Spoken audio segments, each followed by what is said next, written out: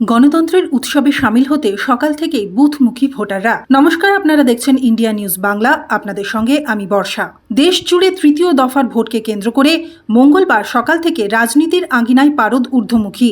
তৃতীয় দফায় দেশে যে 93টি আসনে ভোট হচ্ছে তার মধ্যে পশ্চিমবঙ্গের 4টির পাশাপাশি গুজরাটের 25টি, কর্ণাটকের 14টি, মহারাষ্ট্রের 11টি, উত্তরপ্রদেশের 10টি, মধ্যপ্রদেশের 9টি, ছত্তিশগড়ের 7টি, বিহারের 5টি, অসমের 4টি, গোয়ার 2টি, দাদরা ও নগর হাভেলির 1টি এবং দমন ও দিউয়ের 1টি লোকসভা কেন্দ্র রয়েছে। চোখ রাখা যাক পশ্চিমবঙ্গের 4টি লোকসভা কেন্দ্রের দিকে।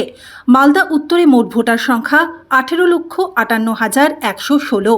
মালদা দক্ষিণে মোট ভোটার সংখ্যা 17,79,826। মুর্শিদাবাদে মোট ভোটার 19,86,906 এবং জঙ্গিপুর লোকসভায় মোট ভোটার 18,01,714। সকাল থেকেই নানা অভিযোগ আসতে শুরু করেছে। ইভিএম খারাপের অভিযোগের পাশাপাশি বোমাবাজি এবং মারধরের অভিযোগও রয়েছে। সকাল থেকেই তাই উত্তপ্ত মুর্শিদাবাদ লোকসভা কেন্দ্র। আজ তৃতীয় দফার ভোটে সকাল থেকেই রাজনীতিবিদ তারকা থেকে শুরু করে আমজনতা সকলেই বুথমুখী। প্রবল গরমেও গণতন্ত্রের উৎসবে সামিল হতে বুথে বুথে ভোটারদের ভিড় চোখে পড়ার মতো। আজ ভোট দেন প্রধানমন্ত্রী নরেন্দ্র মোদীও।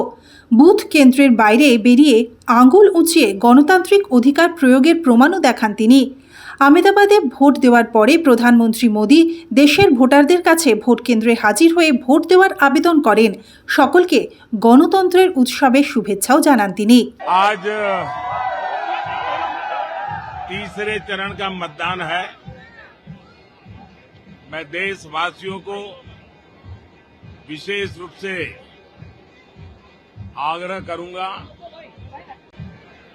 कि लोकतंत्र में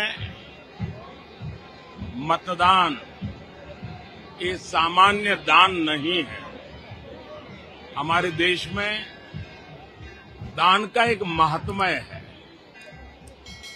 और उसी भाव से देशवासी ज्यादा से ज्यादा मतदान करें। आज तीसरे चरण का मतदान है। अभी और करीब करीब 3 सप्ताह चुनाव अभियान चलेगा।